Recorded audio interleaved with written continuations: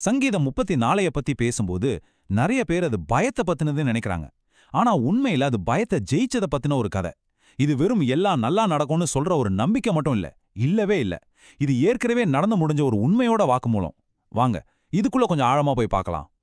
இப்போ நான் கேட்க போற இந்த கேள்விய கொஞ்சம் யோசிச்சு பாருங்களேன்.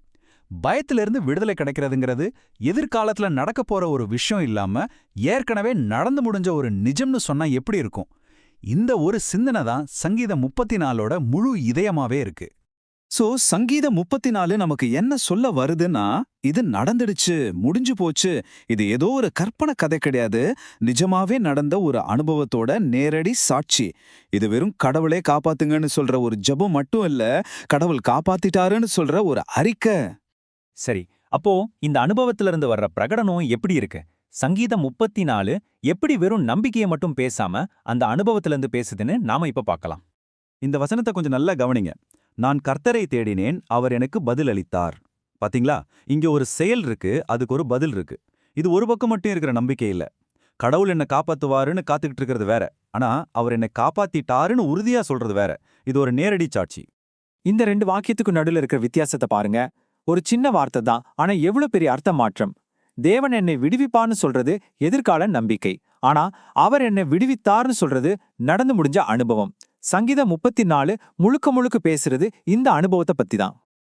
அப்போ இந்த விடுதலைங்கிறது ஏதோ மேஜிக் மாதிரி சட்டுன்னு நடந்துடல. இதுக்கு ஒரு படிநிலை இருக்கு. பாருங்க, முதல்ல பயம் இருந்துச்சு, அதுக்கப்புறம் ஜெபம் பண்ணாங்க, அதுக்கு பதிலா தேவன் கேட்டாரு, கடைசியில அந்த பயம் போயிடுச்சு. இது ஒரு முழுமையான சுழற்சி, ஒரு தொடக்கம், ஒரு முடிவுன்னு பக்காவா நடந்து முடிஞ்ச ஒரு நிகழ்வு. சரி, நல்லா இருக்கு. ஆனா இந்த விடுதலை யாருக்கு கிடைக்கும்? ரொம்ப பலமா தைரியமா இருக்கிறவங்களுக்கு மட்டும்தானா? இல்லவே இல்ல. யாருடைய சத்தத்துக்கு கடவுள் காது கொடுக்கறாருன்னு இந்த சங்கீதம் ரொம்ப தெளிவா சொல்லுது. வாங்க பாப்போம். இங்க ஏழை மனிதன்னு சொல்றது காசு பணம் இல்லாதவங்கள மட்டும் குறிக்கல. அதுக்கு மேல யார்கிட்டயும் உதவி கேட்க முடியாம ரொம்ப பலவீனமா தன்னோட சொந்த பலத்துல நிக்கவே முடியாத ஒரு நபரை குறிக்குது. அந்த மாதிரி ஒரு நிலைமையில இருக்கிறவங்க மேலதான் கடவுளோட கவனம் முழுசா இருக்குன்னு இந்த வசனம் சொல்லுது.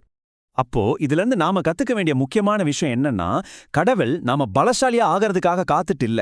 நம்ம கிட்ட எவ்வளோ பலம் இருக்குன்னு பார்த்து அவர் உதவி பண்றதும் இல்ல. எப்போ நாம நம்மளோட பலவீனத்தை ஒத்துக்கிட்டு என்னால முடியல, நீங்க தான் உதவி பண்ணணும்னு கூப்பிடுறோமோ அப்போதான் அவர் பதில் கொடுக்கறாரு. நாமளே யோசிச்சு பார்ப்போமே, எப்போ நாம உதவி கேட்டு சத்தமா கத்துவோம்? நம்மளோட பலம் எல்லாம் தீர்ந்து போய் எல்லா வழியும் அடைச்ச மாதிரி ஒரு நிலைமை வந்து பயம் நம்மள முழுசா சூழ்ந்து கொள்ளும் போது தானே. கரெக்டா அந்த நேரத்துல தான் கடவுள் கேட்கிறாருன்னு இந்த சங்கீதம் சொல்லுது. நாம எங்க முடிக்கிறோமோ அங்கதான் அவரோட செயல் ஆரம்பமாகுது. ஓகே, அப்போ இந்த மீட்பு எப்படிப்பட்டது?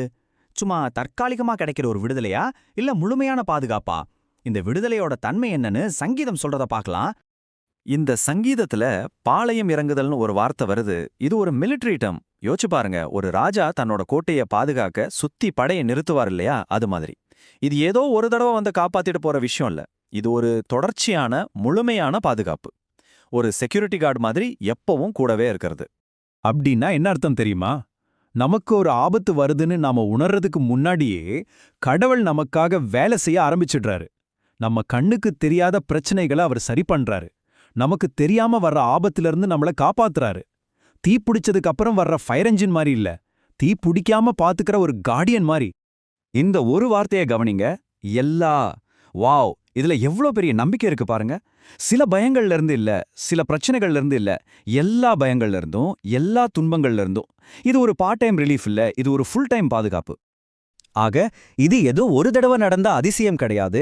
இது ஒரு தொடர்கதை. கடந்த காலத்துல திரும்ப திரும்ப கடவுள் காப்பாத்திருக்காருங்கிறது எதிர்காலத்திலையும் அவர் காப்பாத்துவாருங்கிறதுக்கு ஒரு அசைக்க முடியாத அத்தாட்சி. வெளியிலிருந்து வர்ற பிரச்சனைகள்ல இருந்து காப்பாத்துறது ஒரு பக்கம் இருக்கட்டும், இந்த சங்கீதம் இன்னும் ஒரு படி மேல போய் நம்ம மனசுக்குள்ள நடக்கிற விஷயங்களை பத்தியும் பேசுது. ஆனா கடவுளோட கவனம் நாம சத்தமா கத்தும்போது மட்டும்தான் நம்ம மேல இருக்குமா? இல்ல, சங்கீதம் இன்னும் ஆழமா போகுது. நம்மளோட அமைதியான ஜெபங்களை கூட அவர் கேட்கிறாரு. நம்ம யார்கிட்டயும் சொல்லாம நமக்குள்ளேயே வச்சுக்கிட்டு தவிக்கிற அந்த அமைதியான பயத்தையும் அவர் கவனிக்கிறாரு.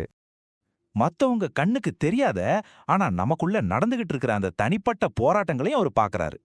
சொல்லப்போனா நம்மளோட எந்த ஒரு பயமும் எந்த ஒரு போராட்டமும் அவருக்கு தெரியாம இல்ல. அவரோட கவனம் ஒரு நிமிஷம் கூட நம்மளை விட்டு விலகிறது இல்ல. அவர் எல்லாத்தையும் கேட்டிருக்காரு, எல்லாமே அவருக்கு தெரியும். சரி, இப்போ இது எல்லாத்தையும் ஒன்னா சேர்த்து பார்த்தா நமக்கு என்ன தெரிய வருது? இது ஒரு ஜெயிச்ச போரை பற்றின நேரடி ரிப்போர்ட், ஒரு வெற்றியின் சாட்சி. இந்த சங்கீதம் நமக்கு ஒரு உறுதியான அறிக்கையே கொடுக்குது. இந்த டேபிள பாருங்களேன். ஜபங்களை கேட்டாரா? ஆமா, உறுதிப்படுத்தியாச்சு. பயத்தை நீக்குனாரா? ஆமா, அதுவும் உறுதிப்படுத்தியாச்சு. ஆபத்திலிருந்து காப்பாத்தினது, தேவைகளை சந்திச்சது, உடைஞ்சு போன இதயத்துக்கு ஆறுதல் கொடுத்தது, எல்லாமே உறுதிப்படுத்தப்பட்ட உண்மைகள். இதை நடக்கலான்னு சொல்ற ஒரு லிஸ்ட்ல நடந்துடுச்சுன்னு சொல்ற ஒரு சாட்சி பட்டியல். ஆக சங்கீதம் 34ஓட ஆணித்தரமான உண்மை இதுதான். தேவன் பயத்திலிருந்து நம்மள விடுவிக்கிறார். இது வெறும் வாக்குறுதி மட்டும் இல்ல, அவர் அதை ஏற்கனவே செஞ்சு முடிச்சிட்டாரு. அப்போ கடைசியா உங்களுக்காக ஒரு கேள்வி.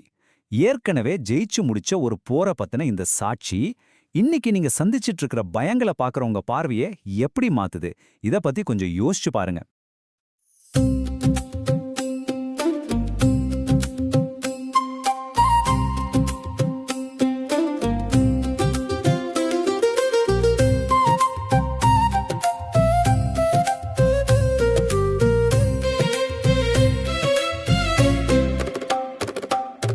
பயம் வந்து நின்றாலும் தேவன் அருகில் வந்தார்.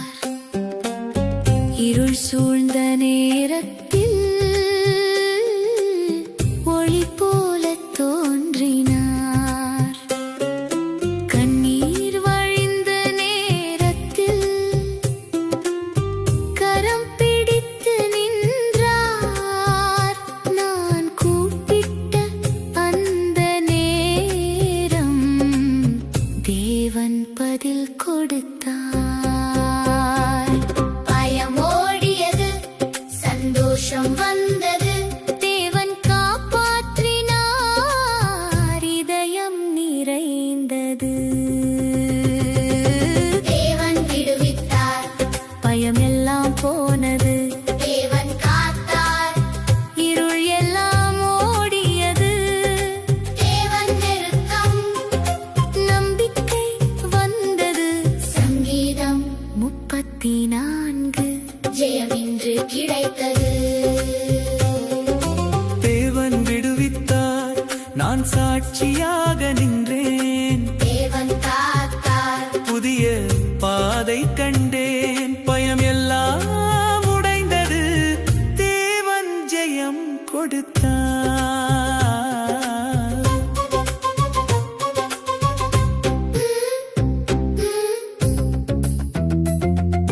துன்பங்கள் வந்தாலும் தேவன் அருகில் இருந்தார்.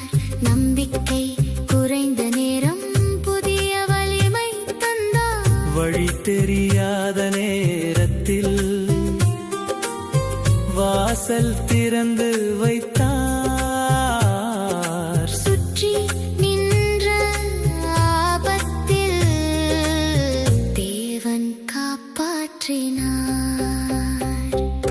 கண்ணீர் நின்றது, சந்தோஷம் வந்தது, தேவன் கை பிடித்து முன்னே நடத்தினார்.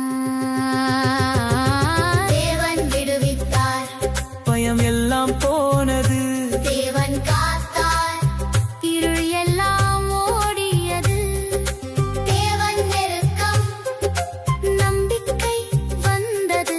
சங்கீதம் 34 ஜெயம் இன்று கிடைத்தது.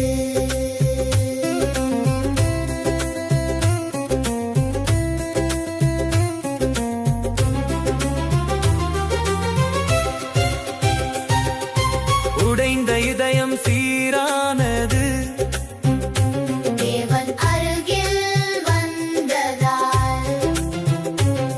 பல துன்பம் வந்தாலும் விடுதலை கிடைத்ததா. நான் பாடுவேன், உயர்த்துவேன் தேவன் நாமம் என்றும். பயமினி இல்லை எனக்கு, தேவன் ஜெயம் என்றும்.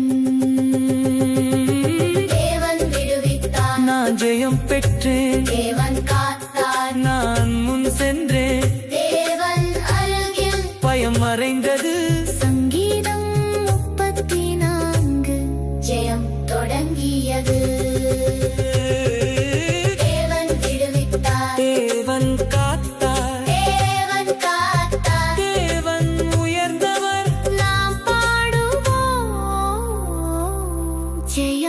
பெற்றோம்